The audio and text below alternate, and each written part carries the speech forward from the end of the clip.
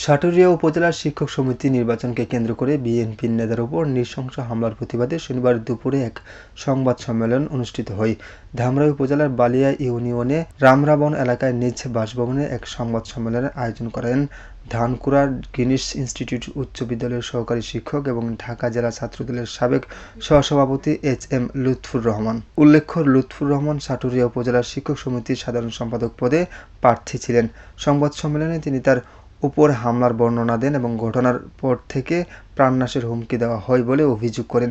তিনি এই নৃশংস হামলার তীব্র প্রতিবাদ জানিয়ে বিষয়টির যথাযথ আইনগত ব্যবস্থা গ্রহণের জন্য সংশ্লিষ্ট কর্তৃপক্ষের কাছে দাবি জানান। এ সময় ধামরাই উপজেলার বিভিন্ন প্রিন্ট এবং ইলেকট্রনিক মিডিয়ার সাংবাদিকরা উপস্থিত ছিলেন। বাশার সাহেব এবং তার সহযোগী রহমান সহ আরও অনেক লোকজন যারা ছিলেন আমার উপরে হামলায়, তো এদের উদ্দেশ্যটাই হলো মূলত যে এই কমিটিটাকে যদি তাদের মতো করে নিতে পারেন তাহলে তারা এখান থেকে লুটেপুটে খেতে পারবেন। আর আমি যদি এখানে আসতে পারি, সকল শিক্ষকরা যেহেতু আমাকে চাচ্ছিলেন যদি নির্বাচন হতো, তো সেই নির্বাচনে অন্তত আমি এখানে 70 থেকে 80% ভোট পেয়ে এখানে আশা করি ইনশাল্লাহ নির্বাচিত হতাম। আর আমি নির্বাচিত হতে পারলে সকল শিক্ষকরাও জানেন, আমিও জানি যে এখান থেকে 10টি পয়সাও নষ্ট হতো না এবং সকল শিক্ষকদের অধিকারের জন্য আমি মূলত এই সংগঠনে প্রার্থী হয়েছিলাম। এটা হলো তাদের মাথা ব্যথার কারণ। সাইফুল ইসলাম, আমার বার্তা, ধামরাই।